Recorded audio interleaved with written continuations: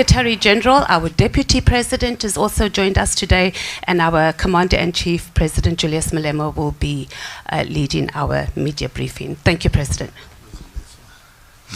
Oh, this one. Yeah. Thank you. Thank you very much. Our spokesperson and officials, the journalists, and the people of South Africa. The economic freedom fighters has been engaging different role players on constituting a stable government in South Africa following the 2024 general elections, which did not produce an outright winner. We have since the official announcement of the final result met with the leadership of the ANC, MKP, UDM, ATM, Al-Jamaa, and the PAC.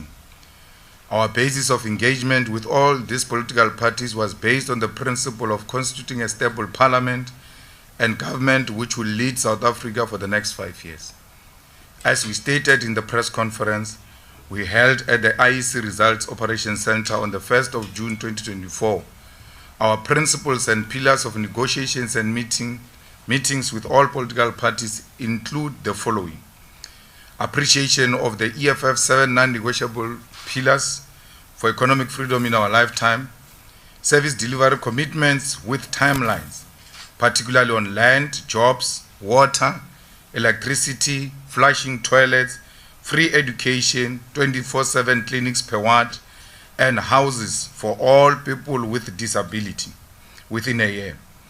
Anti-racism, meaning that whatever coalition the EFF participate in must not reinforce white supremacy and Afrikanerdom.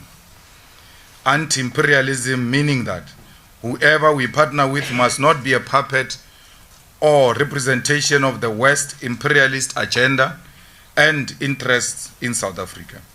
Commitment to African unity for common prosperity and development. Publication of all the concrete agreements reached with coalition partners to avoid a perception that they are secret agreements. Constant and honest engagements and report to the people on the progress made on coalitions. Despite our commitment to unite all opposition parties to completely remove the ANC from power, since it was rejected by 59% of voters of South Africa, we did not and will from now henceforth never meet with the Democratic Alliance and all right-wing Oppenheimer-funded political parties. The DA is our enemy. These right-wing and neoliberal parties represent a reactionary, counter-revolutionary, and neo-colonial agenda which seeks to protect the existing property relations in South Africa, where the white supremacy continue to be the economic majority. We report to South Africa that we do not have any concrete agreement with the ANC, which has said it will come back to us after the 2 official meetings we held with them.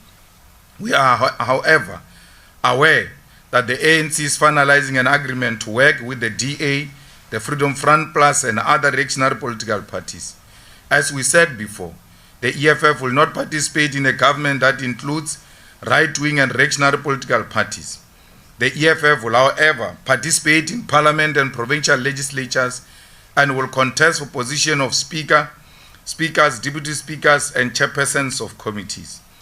These responsibilities are not a product of an elite pact, but an electoral outcome which has mandated us to be members of parliament and provincial legislatures. We have communicated this decision and approach to the leadership of the ANC and all other political parties that we had engaged with. In relation to the province of KwaZulu-Natal, the EFF is of a firm conviction that MKP should be given the opportunity to lead the government of KwaZulu-Natal, and we as the EFF will support all processes to constitute the legislature that is led and guided by MKP as the political party that has received the highest number of votes in the province. The EFF continues to be a radical, militant, and revolutionary economic emancipation movement and will not compromise principle on the altar of political and opportunistic convenience. We remain open to a discussion now and in the future that will result in a government that does not include the DA, and the Freedom Front. On a personal account, I've this morning met with the president of the ANC, where we had 4 eyes. And I've expressed the wishes and the decisions of the EFF to him. Key amongst others included that we will not participate, as I've indicated, in the government of national unity, because that is a plan B for the Oppenheimer family. We will not participate with the DA and the Freedom Front in the same cabinet, where NSFAS is going to be converted into a student loan, where minimum wage is going to be scrapped, where the gains of 1994 are going to be reversed. We said to the president this morning that despite the fact that we are not participating in the cabinet, will however request him to ask the ANC to support our candidate for the Speaker of Parliament, and in exchange for that will support the ANC's candidature for president, because we believe that the party which got the highest number should indeed be the party that leads. If they refuse to give us the Speaker, we are prepared to take the Deputy Speaker on condition that the Speaker candidate is from the ANC or from any progressive party, not the DA or the Freedom Front. We further indicated to the President that we are willing to participate in all the committees as chairpersons, and we are not obliged to get as many committees as possible. Whatever the ANC feels comfortable with can allocate those positions to the EFF. We said to the President that we are going to request the ANC to stop its paging of MMCs of the EFF at all levels until this kind of engagements are resolved, because they are poisonous. We further emphasize to the President that MKP got 45% of the votes in KwaZulu-Natal, and if the principle is he must be supported to be president because he's got 40% of the votes, the same principle should apply in KwaZulu-Natal. And if the ANC has not had engagement with MKP and feels strongly that it will not vote for the MKP, the most advisable thing to do will be to abstain. I indicated to the President this morning that any other move outside the MKP is a provocation to the people of KZN. And we must not blame them if they're to react to what these reactionaries would have agreed to undermine the direction which the people of KwaZulu-Natal have given. We have made it very clear to the President that we are not against the government of national unity. We are against the inclusion of the DA and the Freedom Front Plus, because that represent imperialism, represent racism and white supremacy, represent backwardness. And I must indicate that I've stated categorically to the President that the Speaker we are requesting for and the chairpersons of committees will not include me. I will not make myself available, because I know part of the difficulty they have is with my name. And if that will compromise the government of national unity and a stable parliament and government, I've since withdrawn my name from all possible positions in exchange for a stable government and the Parliament of the Republic of South Africa. We have sent the name of our national chairperson as a speaker, Veronica Mente, alternatively as a deputy speaker, and our deputy president as the chairperson of the finance committee, as the most qualified and long-serving member of that particular committee, and the rest of the other committees, they will allocate us and will be able to do the necessary deployment at that particular time. This is where we stand in relation to the government of national unity and the negotiations we have had with all political parties, except political parties funded by the Oppenheimer family. We see this as a fight back by the Oppenheimers against the EFF for its position, which exposed them that they wanted to buy South Africa with the monies that they have, and they failed.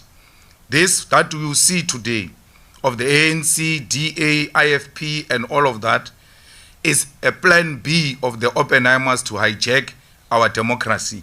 This is a clear fight back by the Oppenheimers. The EFF members must act with restraint and the highest form of discipline. They must not be easily shaken by forces of darkness.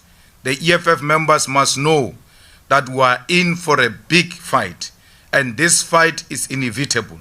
We are ready for it, and they must not be scared or be intimidated by anyone.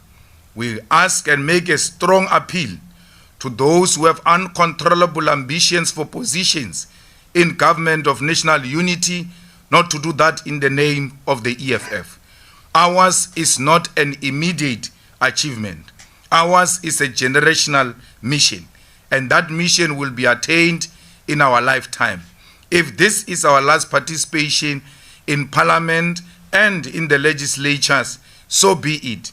But history will record that we have made a contribution. We must not be so disparate to participate in government, including a government that is compromised and a government that is controlled by imperialism and foreign agents who want to exploit and continue to exploit the mineral resources of South Africa. All those who are now having uncontrollable ambition for power and are advised by those who have always opposed the EFF should ask themselves as to what interest do these people now represent when they speak like they want the EFF, when they've not, for a very long time, did not support the EFF. We know that we'll have family members, we'll have friends, we'll have business partners who see this as an opportunity for immediate accumulation. Let that temptation not be surrendered to.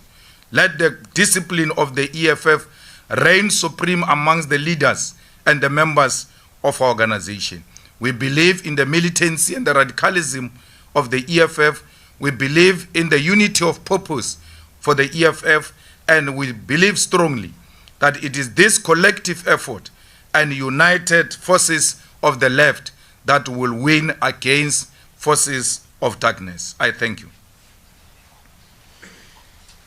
Thank you, President. Question time, and I know there's going to be a lot of questions. The hands are up. So we're going to take a round of 7 first, and hopefully we will get to the point. If you covered, let's just say we covered. Okay. So we're going to go number 1, number 2, number 3. I think that's Jamie at the back. Number 4. Okay, let's go with number 4. We'll conclude with number 4 there. Number 1. A media house and your full name, please. Okay, Lizega Tandwa, Sunday Times. Mr. Malema, can you perhaps share what was the President's reaction and response to you during this conversation? And just your own interpretation of what is happening with this GNU. A lot of people have been raised concern around Parliament not having, or opposition parties rather, not playing their role as watchdogs to the government of the day. Is this not an opportunity for you to play that role? What do you say to that? Number 2 is over here. Swanila.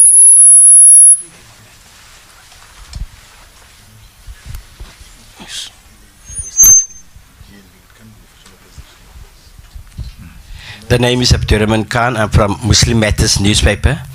I think 2 years ago, CIC, you made a statement that the President Ramaphosa is a project of the DA. Can you expound on that, what you meant by that, and do you think this is what it is all about, this government of national unity, and they're now in bed with the DA? And secondly is, do you foresee the demise of the ANC? Number 3, it was Jamie at the back.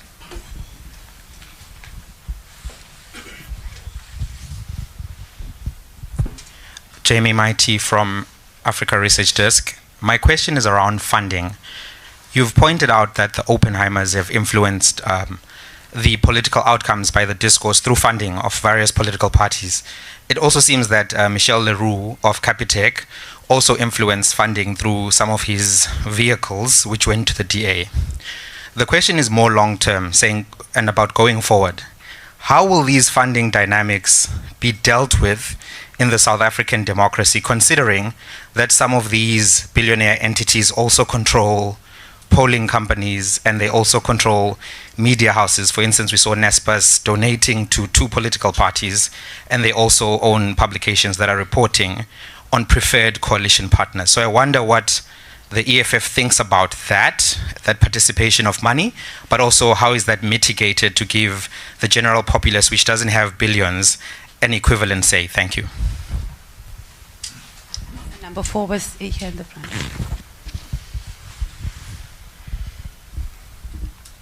Meshach Makora from Daily Sun. I would like to know from you, Mr. Malema, do you believe South Africa is ready for inclusive government and the proposed GNU by the ANC? Secondly, EFF shares common ground with the ANC, especially on the land issue.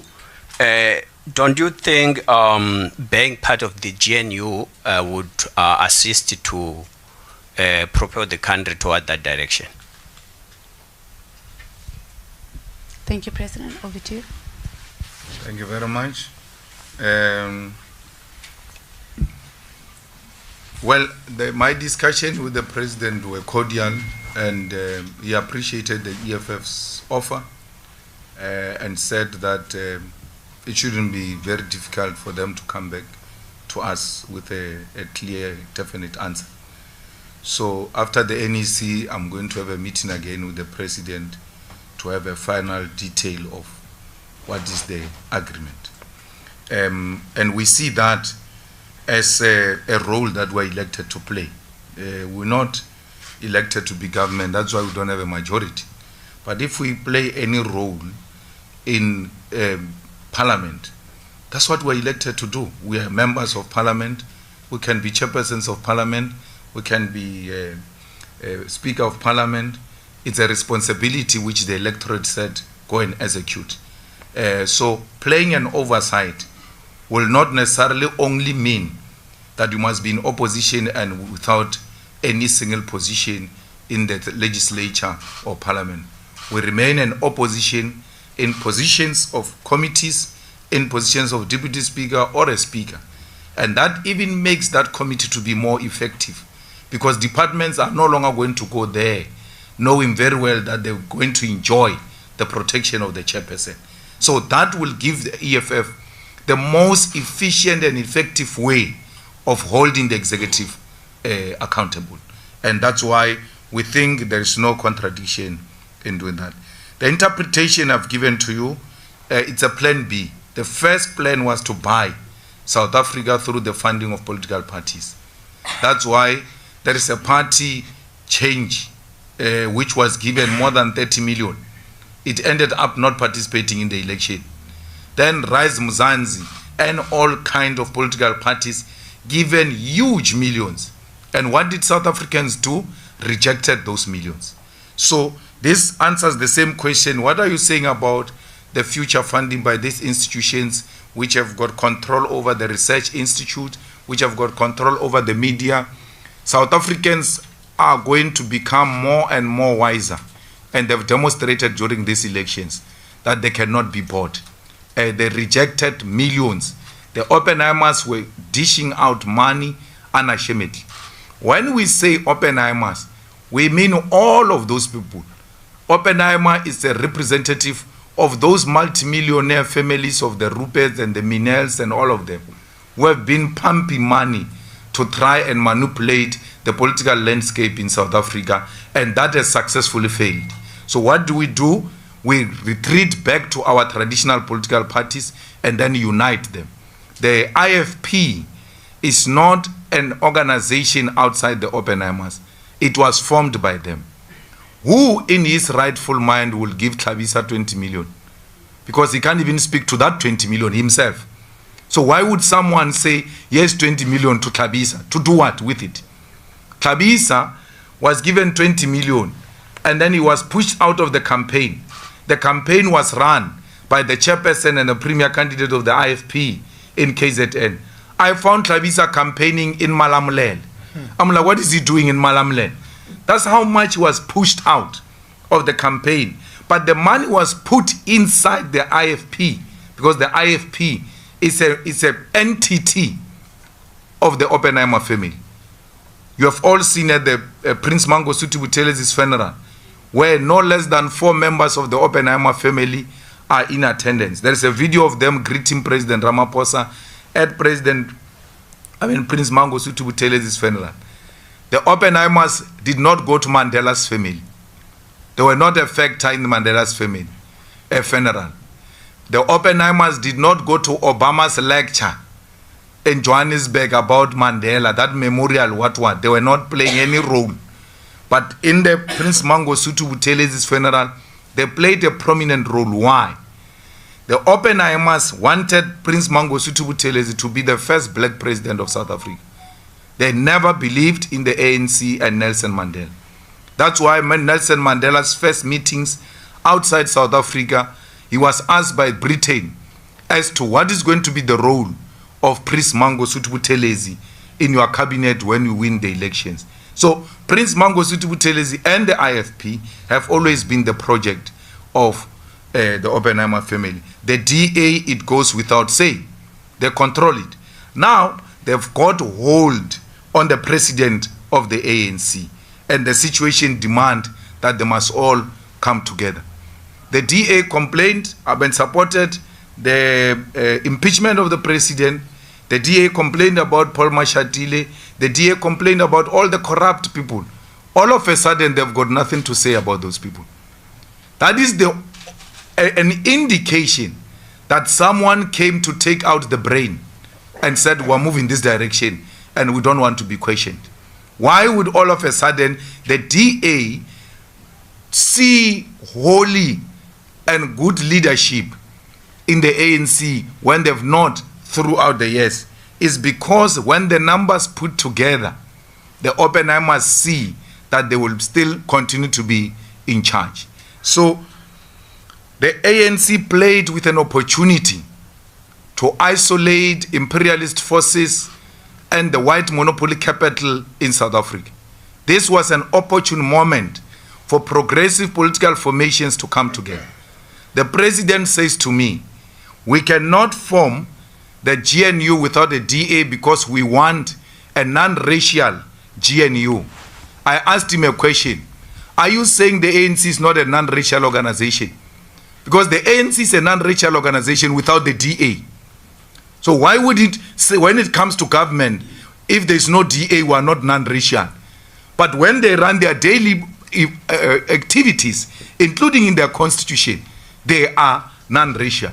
I said to the president, there are white people in the ANC, in the EFF, in all the progressive formations. White people are found there.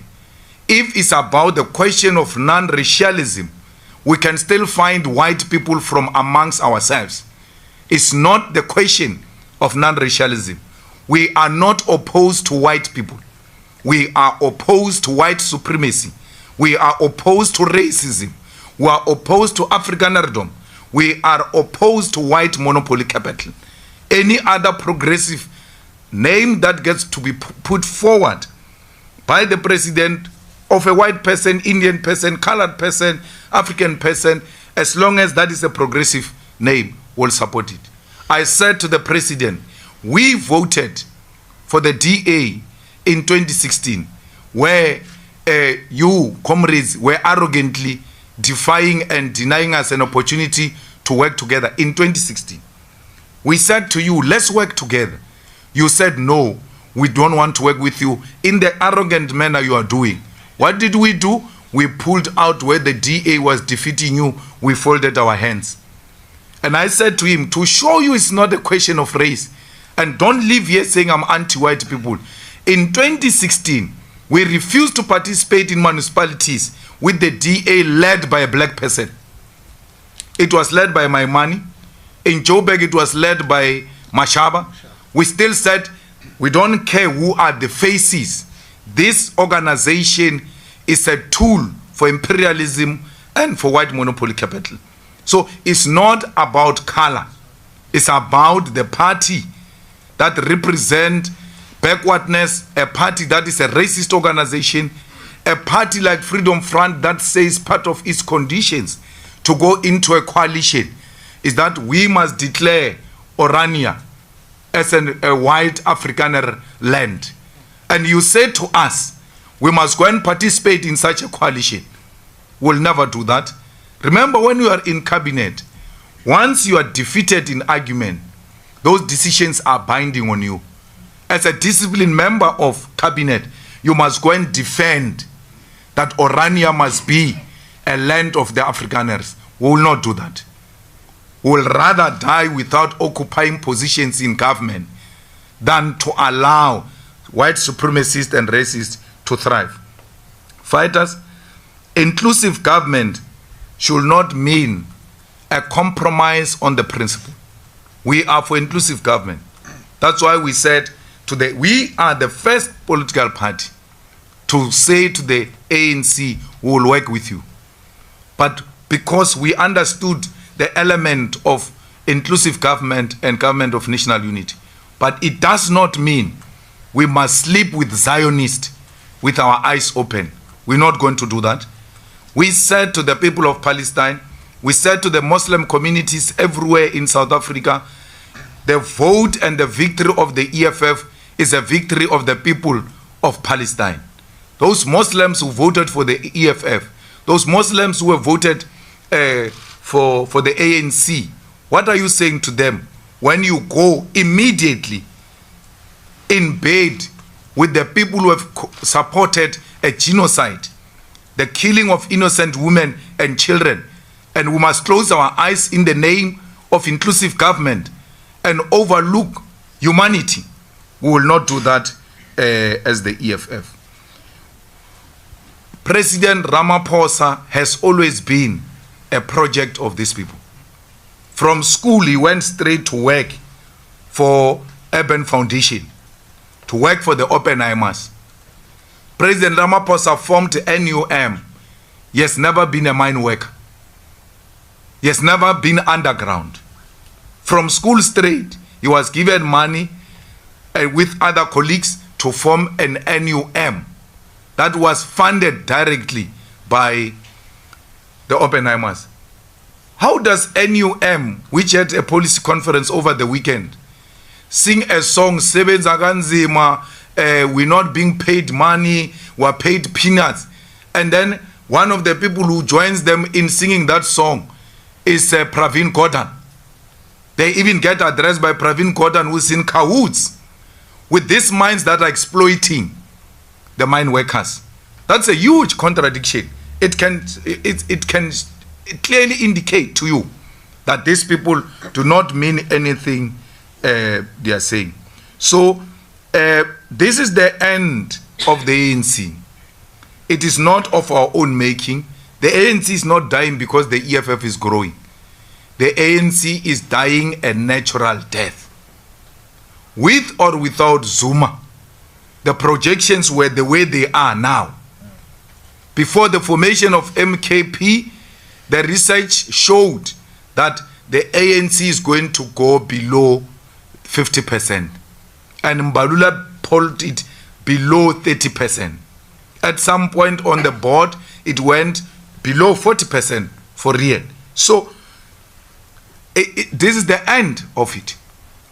Because you cannot say you want to change the property relations and you engage in the struggle for land, and then you go into cahoots with the people who are actually opposed to that struggle for the land. So South Africans, there is a story being peddled that we are flip-floppers because in 2016 we worked with DA and today we say we can't work with DA. Let's put it on record, lazy readers and lazy thinkers and people with a memory of a chicken, go and check those facts. We have never worked with the DA. we said we are going to fold our arms because the ANC was arrogantly engaging us. We folded our arms and the DA dealt with them. And today you want to now turn the whole thing and say the EFF worked with the DA. We never worked with the DA. We never had an MMC under the DA government. We never had a speaker under the DA government. We never asked this, that which we're asking from the ANC, from the DA. There's an opportunity for progressive forces to align. When we say progressive forces, the people say you are saying black parties. There are no black parties. We are not a black party. We are a progressive force of the left. We are saying the progressive forces must align. I told President very clearly that maybe sometimes this thing rings nicely in your ear when the DA says we'll work only with the ANC of Ramaphosa. It's not true. The ANC of Ramaphosa lost in Tshwane, in Joburg, in Tekwini, in Ikuruleni, and PE. Why didn't the DA offer the president what he is offering them now? Why didn't the DA say there is no outright winner? Come ANC of Ramaphosa, let's work together in Tshwane. If this situation we're in now, was the DA in this situation with 40% and Freedom Front with 11% and ACDP with 5%, we're not going to be talking these things we're talking. They would have united and isolated all the progressive forces. And I'm not speculating. I'm telling you facts. Go and check in Tshwane, where the DA has got no outright majority. Did it invite the ANC of Ramaphosa because they can only work with the ANC of Ramaphosa? The ANC is under Ramaphosa now, in Tshwane, in Joburg, in Ikuruleni. Why is the DA not inviting him? It is because Ramaphosa suffers from inferiority. He cannot work without white supervision. To invite the DA is to invite supervisors. It's not to invite progressive white people to come and join hands with us to rebuild South Africa. So we reject this government with everything it deserves, for as long as it puts in white supremacists, it puts in Afrikanerdom, it puts in colonialism and imperialism, will not be part of the neo-colonial government. Comrades and everybody else who seek to persuade us otherwise, we are making a plea, leave us alone.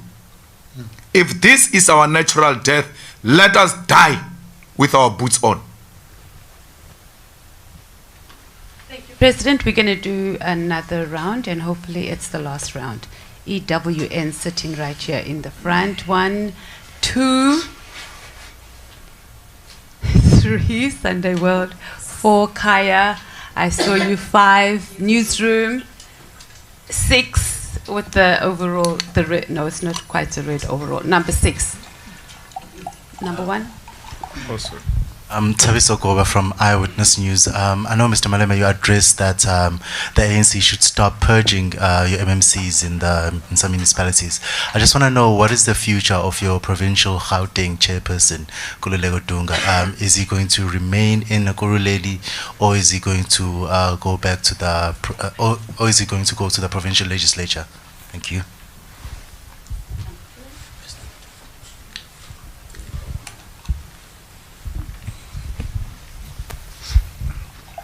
Good evening, Paul Vecchiato from Bloomberg. If your suggestion of taking up certain positions by party members in the legislature isn't met, will you be prepared at looking at doing something of forming an opposition party alliance, for want of a better term, against the ANC/DA government, so, and with the EFF becoming the leader of that opposition bloc or alliance? Thank you. Number 3.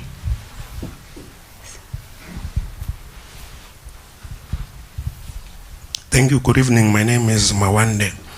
I work for the Sunday World. Mr. Malema, as it relates to the a purging, as you put it, of the EFF MMCs, as we saw in Ekurhuleni yesterday, and there's already a talk that the ANC has taken a decision that it will divorce the EFF in Ekurhuleni as well as Johannesburg.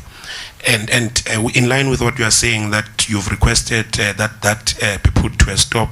If that doesn't happen, what is the strategy of the EFF as it relates to that? And also, in Gauteng as well, is the EFF willing to support Mr. Panyaza Lesufi to return as the Premier of Gauteng? We saw that he's been shortlisted as the Premier candidate of the ANC in that province. Since you've been working well with the ANC under Mr. Lesufi in that particular province of Gauteng. About KZN, you say that you will support the MKP to govern in that province because they got majority of the votes. The question then becomes, is it an informal support, or do you have a formal agreement with the MK party? And if you do have a formal agreement, what are the details of that agreement? Do you share the executive, or do you want to participate in the provincial legislature? Thank you very much. Number 4 was next, Kaya. Good evening, Mr. Malema. Katleo Sohoto from Kaya 959. Just your sense on what you make of some of the MK internal leadership challenges, especially as we've seen the expelled member, Mr. Jabulani Khumalo, losing his court bids. In your talks with the party, the weight of those internal challenges, how does it affect those possible conversations that you're having with them? And then number 5 is all the way over here.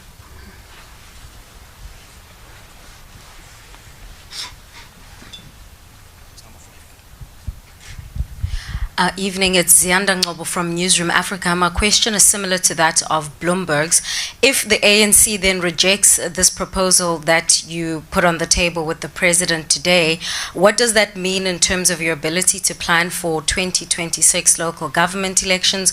Would it also mean that you would have overplayed your hand if some of your constituency believes that you may have not actually put the best offer on the table and linked to what you've touched on briefly, Mr. Malema, when it comes to the prospects of growth for the organization? Thank you. And number 6, just behind. Hi, my name is Bulelani from SABC. Also, just linked to what Paul has asked. If your demand for the position of Speaker and Deputy Speaker is not met by the ANC, will you be posting a presidential candidate during the vote? And secondly, will you be actively lobbying some of the ANC MPs who are allegedly not in support of the ANC-DA coalition to vote with your candidate? Thank you. President. Thank you very much. The MMC of EFF in Ekurhuleni Dunga he remains a councillor of the EFF in Ekurhuleni, and if we are not finding each other with the president, we are going to withdraw all our MMCs in all areas where we are participating with the ANC. So if by this evening Dunga is not reappointed as the MMC of Finance, all our MMCs in Johannesburg, in Mohale City, in PE, in Ekurhuleni, all of them are going to step down. We're not scared of a fight. They want to bring it on, we're ready for it. And we're not desperate for positions, we have never been. We are here to make a contribution. I just saw this as muddying the waters during the most critical period where we have to find each other. A person goes and remove an MMC at night without even engaging the leadership of the EFF. We have had a very good working relationship with the leadership of the ANC in Gauteng. We have had direct communication with the chairperson of the ANC in Gauteng and the secretary. But since the announcement that they are going to work with the DA, those guys have completely blocked us from any form of communication.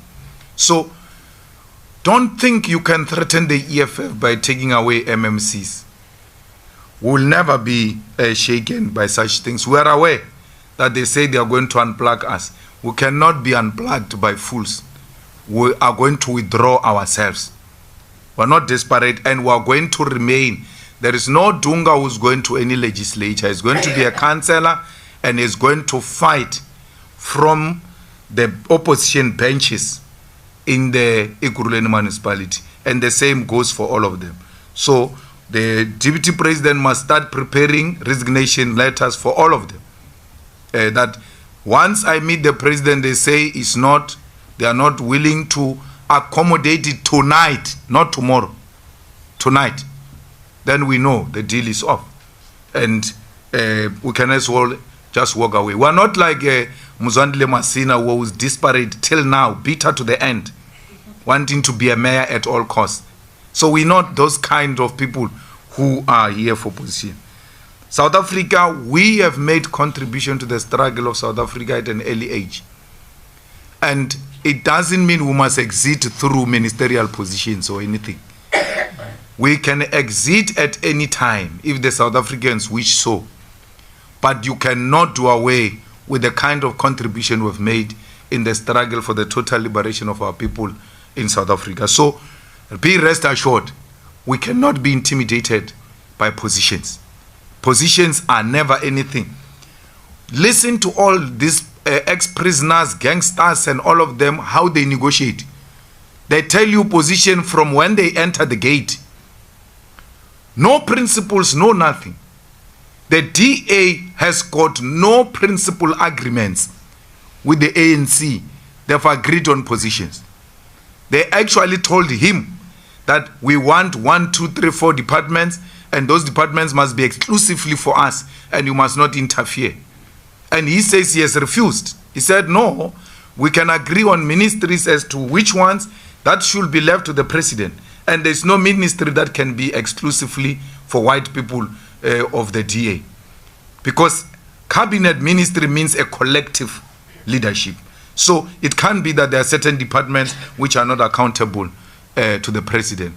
At least if he's honest by that, then we know that there's already a contestation. Right at the beginning, they can't find one another. So let's allow that process to unfold. If the DA goes into government, and this must be known to all of you, if the DA goes into government, the official opposition is MKP. That's what you must know. That's how it works. There's no one who's going to be in government and still be an official opposition. And MKP and ourselves were together. We shall be official opposition together. We'll help each other in that role together. We are more experienced than them. We've been here. And we've got a cordial relationship with them. So even when we are chairpersons of the committees or speakers, we remain opposition. It is allowed. They can't say you are now a chairperson of a committee, you can't be an opposition party. No. The IFP was the chairperson of SCOPA, and it remained an opposition party. So our acceptance of this responsibility, if Veronica becomes a speaker, it doesn't mean anything about EFF being an opposition. It remains an opposition party opposed to the current government. There's no need really. The people of South Africa must swallow what they've decided to chew. And they decided to chew 40% of the ANC. So why should you field a presidential candidate for what? That's what they said they want. Why do they go and make decisions and they hope someone is going to rescue them from the other side? It's their own decision. They chose load shedding. They chose Ramaphosa. They chose the highest level of unemployment. They chose racism. That's what they chose. So if the ANC fails to come together with progressive formations, we are prepared to sit back. But let's tell you, we'll fully participate in this parliament. And this time around, we have taken a decision not to play a role of a disruption, of being robust, of engaging to a point where we follow up that which was rejected illegally in parliament through peaceful protest on the streets. You will never see us on the stage You'll never see us fighting with any bouncer, anything of that sort. We are here as a 10-year-old organization with mature parliamentary politics, well experienced, to make sure that the views of those who voted for us are well represented. From now onwards, when you say there is a racist at our work, we check the historical tweeting of yours. If you have been tweeting ANC, DA, go and fight with those white people alone. We are now representing our own people who have been supporting us. Skatel manje. Skatel. We are with our people. And let me reassure you, this party is going to grow. This deal is the best deal you can ever think of. We did this deal almost the same in 2016. What happened after 2016? We increased our votes in 2019. We moved from 25 members of parliament to 44 members of parliament. So we have never engaged in a deal that is detriment to the growth of the EFF. We've always made calculations as to how do we grow our movement. So we are well within our right. We have not lost our support. The base that we started with in 2014 were not there. Anyone who says we are back there is not true. We are not in 2014. We have just lost some few seats and we are going to bounce back very strongly in 2026, and we are going to work in a focused manner. If you go and look at the list of the EFF now, in the legislatures, in the national parliament, in the NCOP, and look at where those people are coming from, we no longer put people who come from constituencies that don't vote for EFF. We are now choosing people who are choosing the EFF. We are a national organization. We'll find footprint everywhere. But we're not going to have, for instance, over-representation of people of KwaZulu-Natal in this parliament when they've not given us anything. They will get what is proportionate to what they gave us in these elections. And that applies to everyone. So we need to make sure that we all, if we need the assistance of the EFF, let's vote for the EFF. After the election, someone sends me a video of a community drinking water from a well. A well is like a hole. So they take water with a cup, put in a bucket. They say, no, can you do borehole for these people? Then I said, that's fine, we'll do a borehole. Send me the VD results of that voting station. And then they said, ANC, so why are you sending me this? Go where you voted. You don't know where you voted. Why are you coming to me? So when a water comes from a well, it tells you that there's too much water underground. Even when you drill a borehole, you're not going to struggle. Yet an ANC councillor does not drill a borehole. The ANC municipality does not drill a borehole. The ANC government does not drill a borehole. The EFF must go and drill a borehole. No, we now know the VDs that have voted for the EFF, and those are the people who are going to service. It doesn't mean we can't grow our base into the other constituencies, but as a party, you need to have your priorities right. Otherwise, you are going to undermine your growth. You are going to invest your resources where there are no dividends. We need dividends now. I'm really pleading, whether we like MKP or we don't like MKP, if you want peace in KwaZulu-Natal, which is not going to be instigated by MKP, which is not going to be instigated by EFF, that violence, the people are going to rise. If you go against the wish, you know, in KZN is West, the MKP get 45%. The second party gets 18%. And you still think you can overlook that party? I told President Cyril Ramaphosa, I said, your own rules on coalition say a party with the highest number must be the one that lead. Please allow MKP to lead. Do not undermine the voice of the people of KwaZulu-Natal if we respect democracy. And we make that plea that please allow MKP to lead in KwaZulu-Natal. We are not in any formal agreement with them. We are not for any cabinet position in KwaZulu-Natal. We are not for any speaker. We are not for anything. When we get invited, only then we'll look at what are the nitty-gritties of such an invitation. We have never had such a discussion with MKP. We are supporting MKP in KwaZulu-Natal from a principled point of view that says the party with the majority must be the one that lead. The DA, these hypocrites, have been advocating for that. When they've refused to give Action SA mayorship, when they refused to give their partners mayorship, they always said, we are the one with the highest number, and therefore we can't give you the mayorship. What has changed in KwaZulu-Natal? Why is the DA not applying the same principle? Why is the ANC not applying the same principle? So we are going to stick to this principle as the EFF. Be rest assured, fellow South Africans, the MKP will overcome its internal leadership squabbles. It comes with the territory.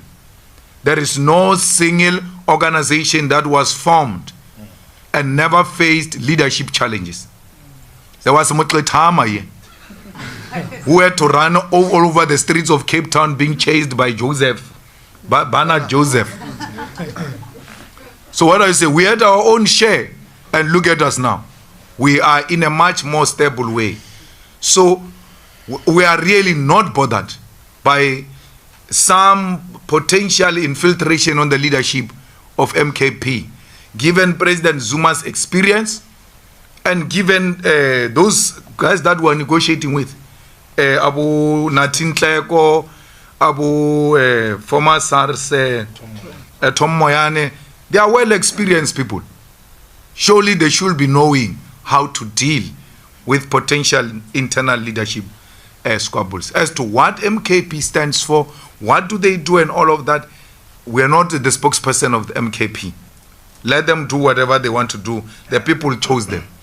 And it's not only in KwaZulu-Natal, it's in South Africa. That's why I say to you, if the DA goes into government, MKP is the official opposition.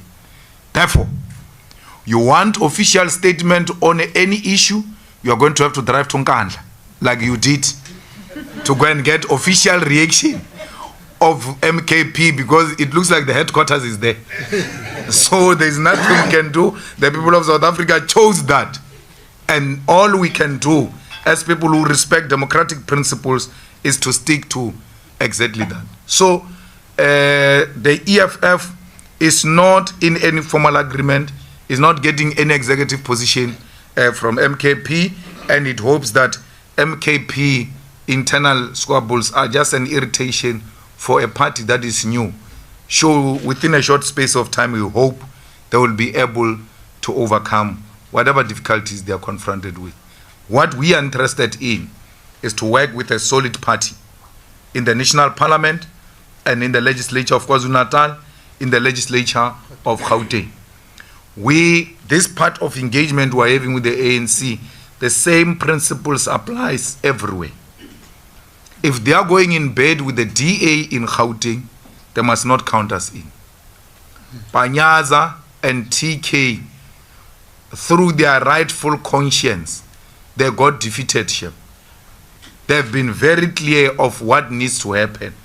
But they're a provincial structure from a fragmented organization, a highly divided organization, and if their voice is overpowered, there's nothing we can do. By the way, the DA coalition failed in the NEC. They defeated the DA coalition in the NEC. This is what happens now, these days, how the ANC is run in a criminal mafia style. They allow people to speak. Then they say, let's adjourn, the president is going to give a summary. Then what they do, they call you guys in. Then the president speaks in front of you. Those on the floor who feel that this is not the summary of the meeting, it's not a true reflection of what transpired in the meeting, they've got no platform to object to that because the media is already in. That thing Cyril was doing, I was in the NEC of the ANC. Zuma used to give, you know what the president of the ANC do? They come with a written political overview and they come with a written closing remarks. They come with 2 speeches. So you all speak. Then at the end they read that speech as if you never said anything. In that NEC where I was sitting, there was Tokyo Sowali.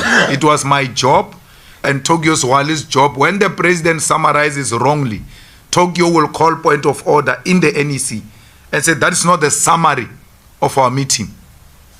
Balaga will say, Comrade Tokyo, the meeting is closed. The president said, no, we can't allow that.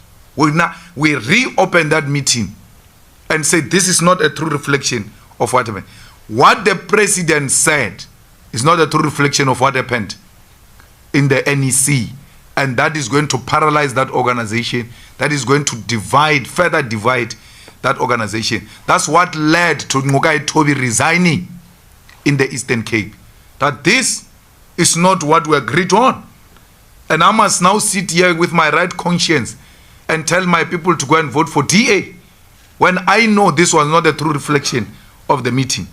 So, but that is their own internal problems.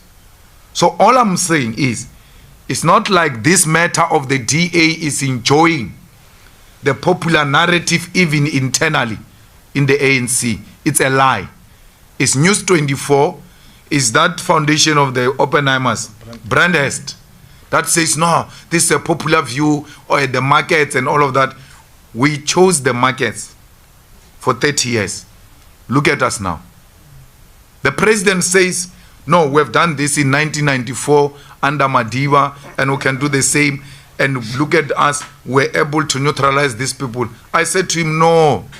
Our anger today as the youth of South Africa is, you guys gave a lot in CODESA and in 1994. The National Party came in, neutralized you, made you to adopt a constitution that is going to restrict you. When they knew they had you at the corner, they pulled out of the coalition. You are not going to ask me to repeat your mistake of 1994. I'm not coming to that past. And easy. Thank you. Thank you. I think we are done for tonight. Thank you, and we will see you all tomorrow at the swearing-in. Thank you, President and officials. Thank you.